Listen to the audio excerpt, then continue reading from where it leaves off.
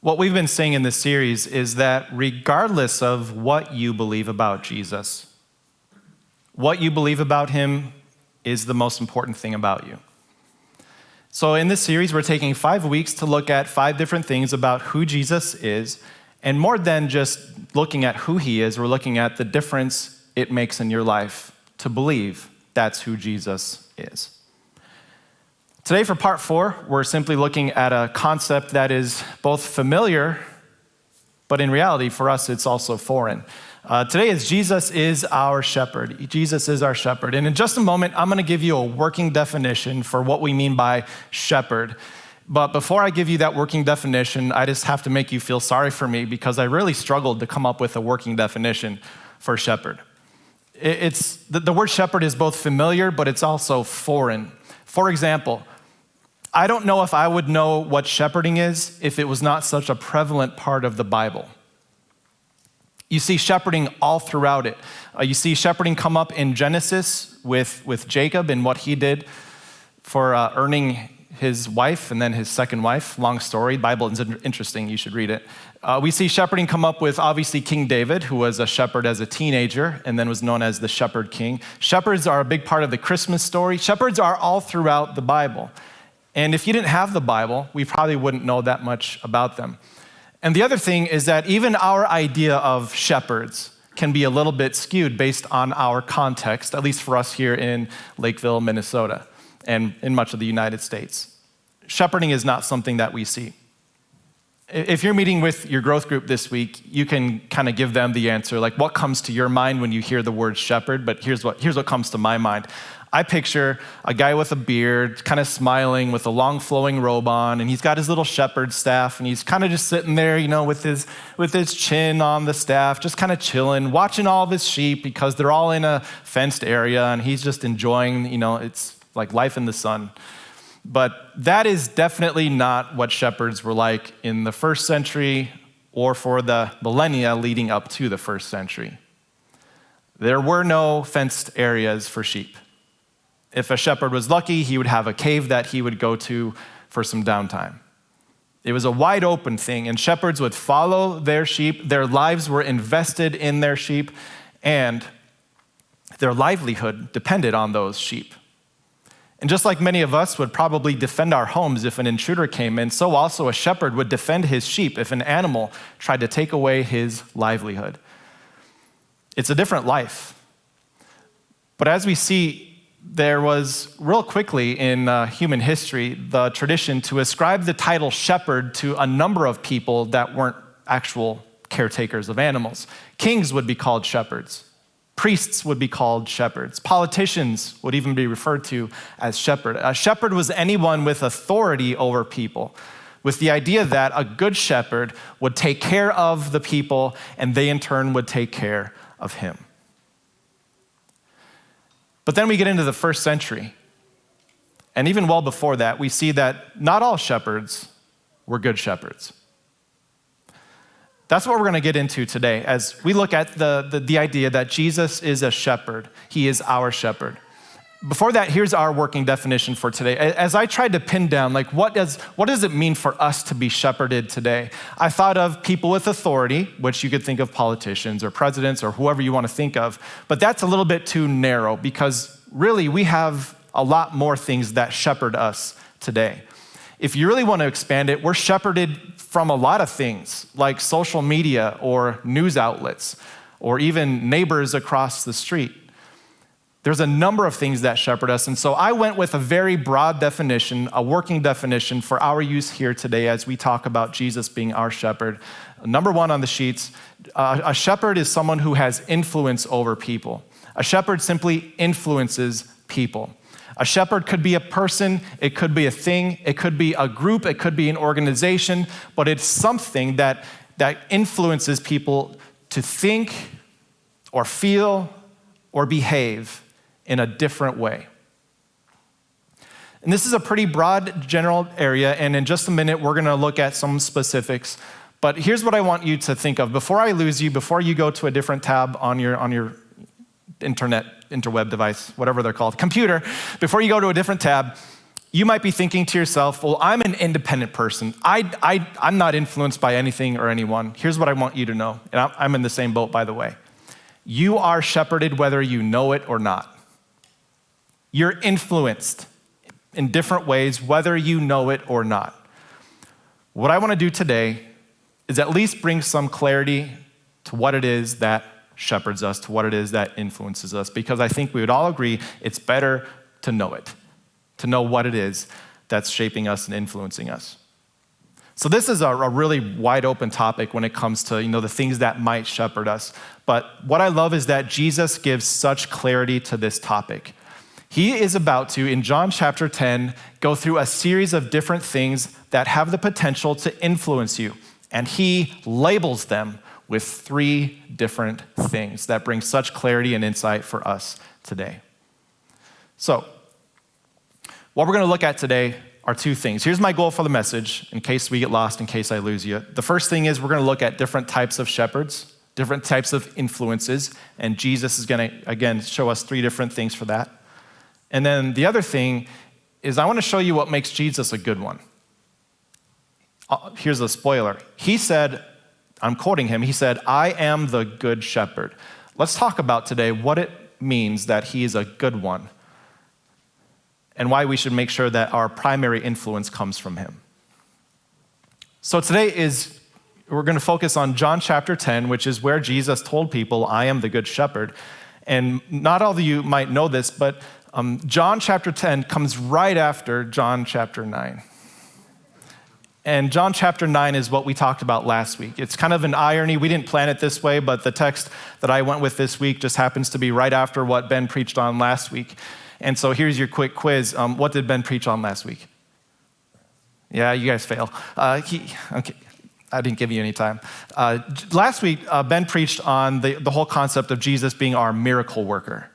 And for a good example, he looked at John chapter 9, where a blind man was healed. A man who was born blind was healed. And maybe you remember this. The thing that got this whole thing started was people came up to Jesus and said, hey, you see this man who was born blind? He's being punished for something. Who did the bad thing? Was it him or was it his parents that sinned? And Jesus said, no. Just because someone is going through some unfortunate circumstances doesn't mean God is punishing them. And Ben talked about that last week. Jesus said, this is an opportunity for me to show God's glory. So Jesus healed him. But what we did not tell you last week is what comes up right after that in John chapter 9, which is that this man born blind was healed on a Sabbath day. According to Jewish custom, this was a day of rest. You were not supposed to do any work. And as we're about to see, the religious leaders of those days had strict rules in place for what you could and could not do on a Sabbath day. Now you can redeem yourself here. How did Jesus heal the man who was blind? What did he do? It was gross. It was like a shock factor. That's why many of you remember it. He spit on the ground, spit into some dirt, made some mud, took the mud and put it over the man's eyes. Obviously, he was performing construction, right? Plastering, I don't know what you might call it, but according to Jewish custom, according to the Pharisees anyway, what Jesus did was work on the Sabbath. The reason Jesus used that mud wasn't just so that he could heal the man. Jesus could have spoken the word and the man could see again. The reason he did this is because he knew that this would be an opportunity not just to demonstrate to this man who he was, but to have a conversation with the religious leaders about who he was.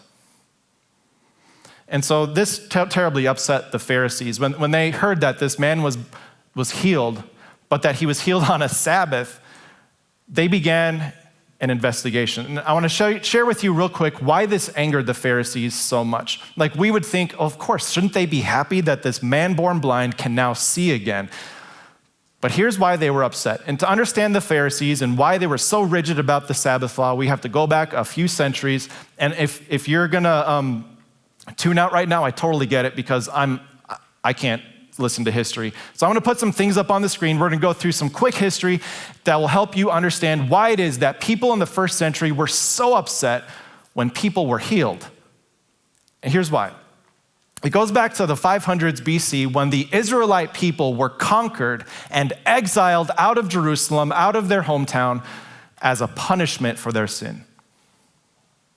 For centuries, God had sent prophets warning the Israelite people, stop disobeying my commandments. Stop bringing idols into your country. Stop ignoring me, or else you will lose this land that I gave you.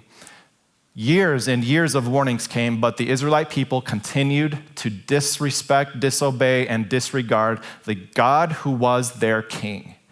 And so God allowed the Babylonians to come in and conquer them and exile them out of the land. What did this teach you? If you're a first century Jew, this taught you that disobedience equals punishment. If bad things are happening to you, it must be because God is punishing you for a sin that you did. And this is why they assumed that the man born blind was a result of a sin. So as this went on, people were exiled from Israel in the 500s BC, and one of those people was a man named Ezekiel. He was a prophet, and he wrote a book that we now have. We call it Ezekiel because he wrote it. But in chapter 34, he gets into some really interesting things. You see, Ezekiel is talking to these people who are now being punished because of the sins of a nation, and as he talks to them, he's basically condemning all of the things that led to this. And in chapter 34, it gets to this highlight where he just goes all out. God, speaking through Ezekiel, says, "Woe to you, shepherds of Israel." Shepherds being a reflection of the kings, the rulers, the priests, all of the people who should have had authority over the people were misleading them all these years. And so God, through Ezekiel, says, "Woe to you, shepherds. You have been devouring your flock without taking care of it. You have been a bad example of what it means to be a shepherd." And then in that same chapter, God says this through Ezekiel. He says, "I myself will shepherd my people. I will bring them back to their land. I will reestablish them. I will bless them. I will shepherd them because obviously you can't." So what the Pharisees knew in the first century was that sin leads to punishment. If things are going wrong, it must be because there's a sin at play. And by the time we get to the first century, these Pharisees are really focused on obedience to the law of Israel, the law that Moses had given, because their thought was this: if we can just conform to God's law, maybe we can fix all of this. If disobedience meant that we lost our nation and now we're under the oppression of Rome, maybe if we obey God good enough, it will lead to a restoration of our kingdom. And so that's why the Pharisees were so strict with all of the rules and laws that they pushed out onto the people. Whether it was a Sabbath law or a ceremonial law or a ceremonial washing of hands, they were so strict with these things because they thought, well, maybe if we conform to God's law, it will just fix everything that our ancestors messed up. They viewed themselves as the faithful shepherds of the Jews in the first century. And that gets us to why they were investigating a Sabbath infraction in John chapter 9. This blind man was healed on the Sabbath, but not just spoken healed. He was healed through the process of creating mud and dirt, and that, according to them, was breaking the Sabbath. And so here's their worry. They're worried, here Jesus is ruining it for everyone. We've gone to such great lengths to establish some laws and traditions that would help us conform to God's law so that we could be restored as a kingdom, but now Jesus is tearing down everything we're working for. And so they bring in the man who was blind, and they interrogate him. Hey, what's going on? What are you doing? If you're interested in the whole story, you read John chapter 9. It's heartbreaking to see what they do to this poor man who's now seeing for the first time, but he's spending his first day in court. Who healed you? How did they do it? And why was it on a Sabbath? And then they bring in this poor man's parents. Was he really blind? How was he healed? Who healed him? When did it happen? They basically step back and say, hey, he's a grown adult. You talk to him yourself. And then finally, they make their way to Jesus himself. What have you done? And here's where Jesus turns things on them. You see, they thought that this man was born blind because of a sin. And get this, at the end of John chapter 9, Jesus completely turns this around. See, look at this. He says, if you were blind, you would not be guilty. But now you claim that you can see, your guilt remains. You think that blindness is a consequence of sin? No, you shepherds of Israel are the guilty ones because you claim that you can see and you claim you know what you are doing. You are worthless shepherds. And this is the conclusion to chapter 9. And then in chapter 10, Jesus goes into this discourse about what it means to be a shepherd, a good shepherd. And by contrast, he gives us a couple of things that fall short. Here's how it begins in verse 1, chapter 10. Jesus said, "Very truly, I tell you Pharisees, anyone who does not enter the sheep pen by the gate, but climbs in by some other way is a thief and a robber." And then he goes on to expound a little bit, but he's losing him. The point he was making is that the whole way that God interacts with people, the restoration of Israel was not about people conforming to rules. Just because you stop swinging the hammer doesn't make something unbroken. God himself would have to come and restore and fix through his sacrifice on his terms what had been broken. But the Pharisees are trying to go about it a different way. They're not entering through the gate. There's only one way for restoration, and they were not going through it. But as Jesus brought out this analogy of the gate, he totally lost them. In fact, in verse 6, it says the Pharisees didn't know what he was saying. And so Jesus kind of switches up the analogy. In verse 7, he says, "Therefore, Jesus said again, very truly I tell you, I am the gate." Okay? In case you're missing the analogy, the path towards wholeness and restoration is only through me. And then he drops a bomb on them. "All who have come before me," he goes on, "all who have come before me are thieves and robbers." That's you, Pharisees. "But the sheep have not listened to them." This was something the Pharisees struggled with. They were so focused on conforming to God's law, but the people were like, we can't do that. And truth be told, not even the Pharisees did everything that they told the people to do. They were more interested in getting something from the people. They thought if they could just make a perfect, obedient nation, God would love them again and make them back to what they used to be. The Pharisees didn't actually want to help the people. They just wanted something from the people. And that's the first thing that we see when it comes to things or people or whatever, things that might influence you or shepherd you. We have to be aware of the thieves that are out there. Thieves just want something from you. They're not actually in it for you. Let me give you an example. This is kind of a funny example, but I recently had a conversation with one of my kids, and somehow they got it in their mind that they would just automatically get a car in high school and college. Like it would just show up in the garage somehow, and they would just have their own car that they can drive around. And so I had to squash that. Maybe they'll get a car, maybe they won't, but it's not like an automatic thing. So it'll be a manual. Dad joke.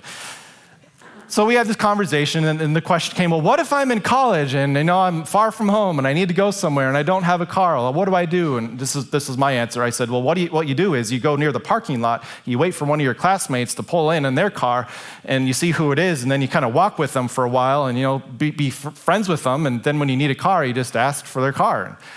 That's how you do it. College is about survival. That's the main principle I'm trying to teach. But I'll admit there were maybe one or two or three or four times in college where I wasn't that blatant about it, but there were some people who had cars and I didn't have one for a time, and so I was friendly with them because I liked them, sure, but I kind of wanted something from them also. There are some forces of influence out there that promise you good things. They pretend to establish a relationship and have some vested interest in you, but in reality, they only want something from you. Sometimes it can be a person. Sometimes it can be a voice of authority. But as we think about the shepherds in our lives, we have to be aware that not all shepherds are good. Some are more like the thieves and the robbers that Jesus talked about, and they just want something from you. Would you be aware of that this week? We'll talk about this in a bit, but would you be aware that maybe some of the things you're being influenced by right now just want something from you, they do not want something for you? Now, this is kind of extreme. The thief, the robber, hopefully there aren't too many things in your life that are like this. But Jesus gives another analogy or another type of shepherd that might not have your best interests in mind. We're going to skip to verse 12. He said, "The hired hand is not the shepherd and does not own the sheep. So when he sees the wolf coming, he abandons the sheep and he runs away. Then the wolf attacks the flock and scatters it. The man runs away because he is a hired hand and he cares nothing for the sheep. He doesn't own them." The Greek word cares nothing for, it carries with it, it can also be translated as anxiety for, like consumed with worry or consumed with thought over something. In reality, the hired hand is not really consumed with thought over something. He's just looking for the paycheck, and then he's got bigger, better things to think about. He's consumed in other areas.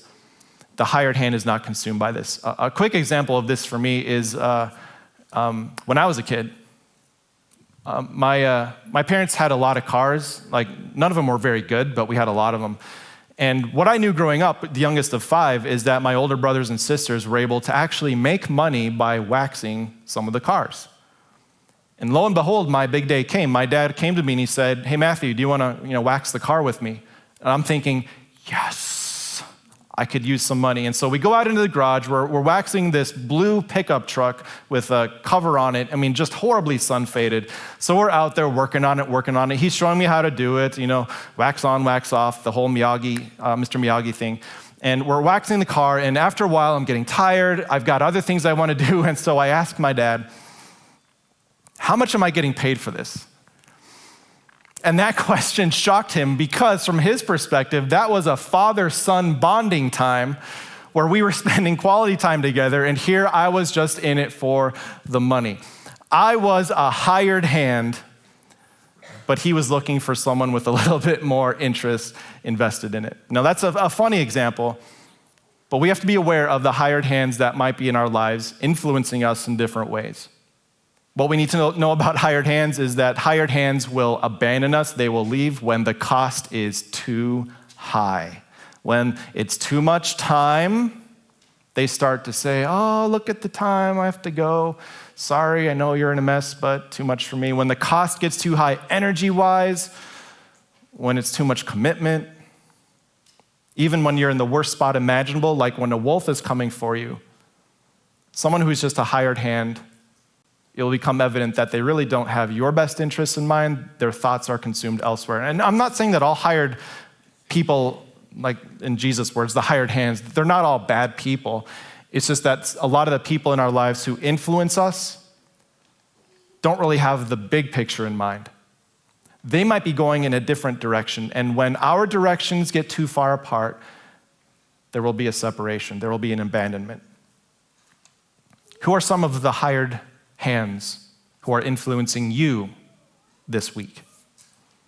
Not that they're all bad. Not every friend can be there with you 24/7, and not all friends have an unlimited amount of energy and time for you. But just be aware of the different people in your life that might be viewing you more from the relationship as a hired hand.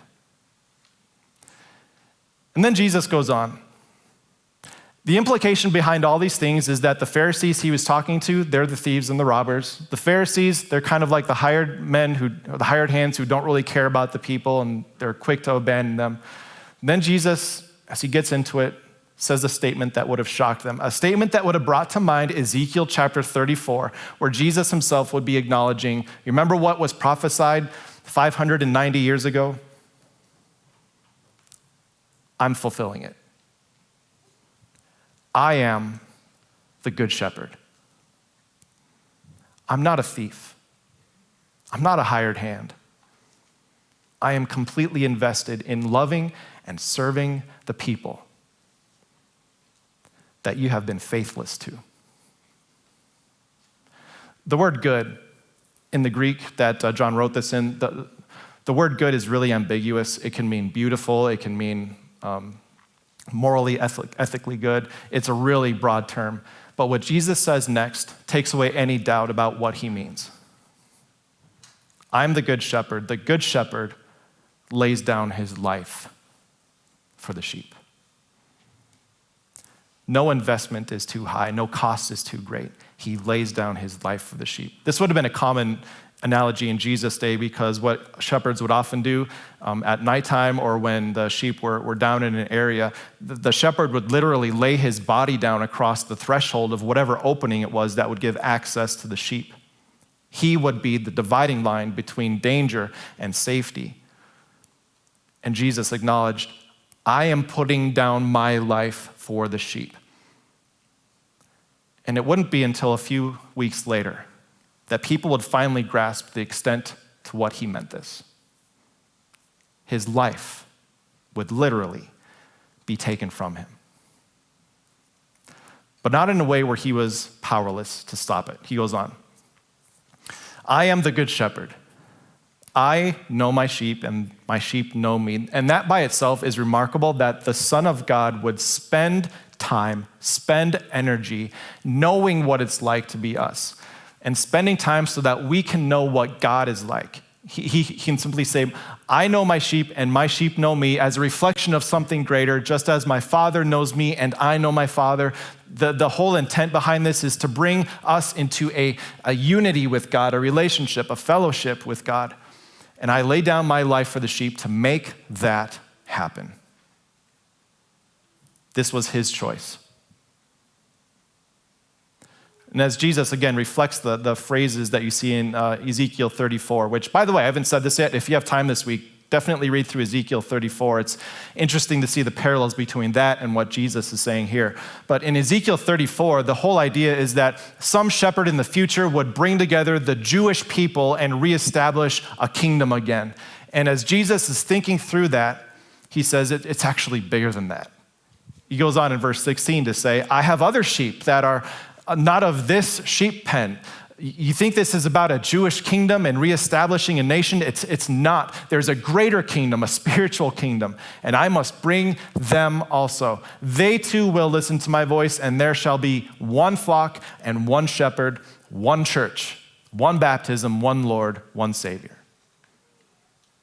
This brought up an interesting thought for me. And what I hope is that it's for this series, it's not just, a bunch of matured Christians who are being reminded of who Jesus is and what that means. But I hope maybe this series is getting the attention of some people who maybe are searching for who Jesus is and they're questioning or doubting or maybe a bit skeptical. And here's one thing I want you to know. When you read this sentence, you might be thinking, oh, well, he's just talking about, like the good people. The good shepherd just wants the good people in his flock. But here's what I want you to know. When it comes to what Jesus is saying, next slide, Jesus calls you his sheep before you even hear his voice. He knows you before you even know him, and his heart is on you before your mind can even grasp what he's done for you. For me, this is an incredible display of what it means to have a good shepherd. A regular shepherd takes care of his investment. It's a reciprocal thing. But a good shepherd lays down his life even though it could never be reciprocated back. Last phrase here, John 10 verse 17. The reason my Father loves me is that I lay down my life. The love God has is always an action-focused love. The love of my Father results in this laying down of my life only to take it up again. No one takes my life from me. I lay it down of my own accord. It is my choice to lay down between my sheep and danger. I have authority to lay it down and authority to take it up again. This is the command, or these are the marching orders that I received from my Father in heaven. Now, here's what this means for me and for you. When Jesus came, it was completely his choice to do what he did. When he laid down his life, what he did was this. He barricaded us, he blocked us from the power that death has over you. He says, I lay down my life to keep death from having a grip on you. He laid down his life as a sacrifice so that the death that we should have received was instead placed on him. And then what he's hinting at here is what we're going to be celebrating in a big way in 2 weeks, which is that though he laid down his life, he also has authority to pick it up again. Though he died as your shepherd, he now lives as your good shepherd also. And this brings me to the last big idea for today. When it comes to a good shepherd will sacrifice for you.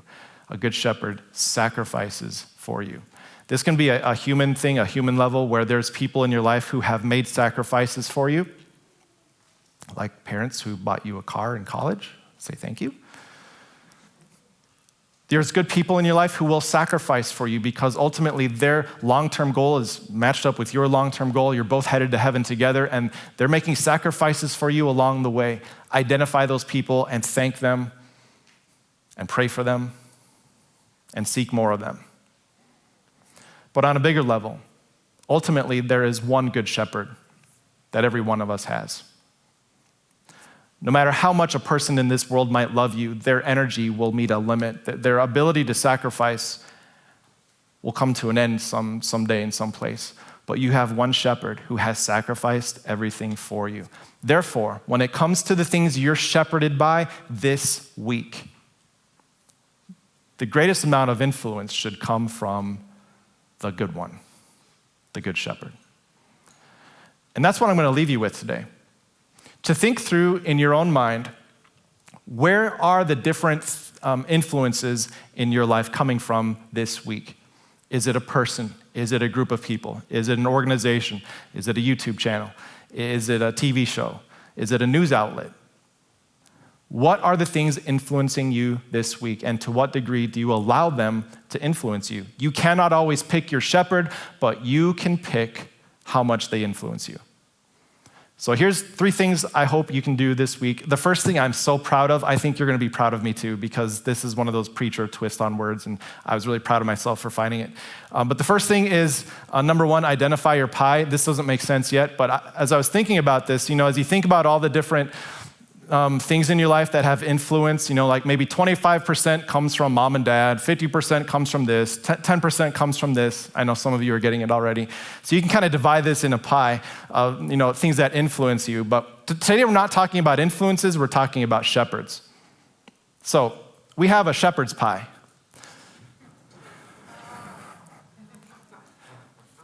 Thank you. I'm proud of myself. This is going down in my book as greatest moments ever. Now, I can't fill this out for you. Maybe it's actually for you this week, drawing a circle and putting some lines in it and saying, you know what? Here's where most of my influence is coming from right now. If you're wondering, you're not sure how to draw it up, count up your time. How much time am I spending listening or conversing or watching this? And maybe you just start with an amount of time thing. Okay, 2 hours with this, 1 hour with this, 30 minutes with this. Here's what I know. If you're spending more time being influenced by something other than your good shepherd, there's a chance that there's a competition going on. Identify your pie this week. Step 2, would you stop following the thieves and the hired hands? Maybe it's not a relational disconnection, but maybe it's more of a realization that, this person is more of a hired hand, and I appreciate what they're doing, but their energy has a limit, and they've got other things to do, and I'm not going to ask or expect from them more than what they can do for me in this season or in this week. So identify that. Definitely stop following the thieves, and pray for God for the wisdom to identify which is which. And then finally, third thing, increase the influence of your shepherd. Some of you maybe have a good rhythm already where the majority of your personal influence, you've got that, it already comes from him. You've got that time in the Word each day. You've got that time in prayer, and you are influenced through praying continually, as Paul encouraged in the New Testament. Would you just, as you think through your shepherd's pie, would you just think the amount of influence that you're getting from the Good Shepherd, and would you take some steps to increase it, to widen it, to give your Good Shepherd a bigger piece of the pie? And as you do that, here's my prayer for you this week. That number 1, you would give it the time it deserves to think about the things that influence you, because we're all influenced by something, whether we know it or not. I think we'd all agree it's better to know it. And as Jesus gives insight through John chapter 10, I pray that you would see the different kinds of shepherds that might be out there, and that as you follow the Good Shepherd more, it would simply give you the peace and joy that only he can give, both in this life and the next. So I can't wait to see you guys back next week. Next week, we're going to be going into another idea that kind of is connected with this. Not only is Jesus your good shepherd who laid down his life for you, but Jesus is your king who fights for you too. Let's pray. Dear Father in heaven, in John chapters 9 and 10, we see Jesus interacting with different people in a way that reveals who he is. His dialogue in chapter 10 was a clear reference that not only is he a good influence for us, but he is the promised Savior that Ezekiel foreshadowed and prophesied about. He is the good shepherd who steps in with an honest, deep, genuine love for the sheep. And he loves us in a way that none other could, by putting down a sacrifice that no one else could offer, and to give us a life that no one else could promise. So this week, I pray that you would give us wisdom to recognize the different influences that might be in our lives, and to recognize whether they're thieves or hired hands or shepherds in different ways. And as we appropriate things and adjust things, give us the patience and wisdom to be able to let our greater influence come from Jesus, our good shepherd. Bless all of us this week, and bless us this week as we pay attention to the voices in our lives. I ask that all in Jesus' name. Amen.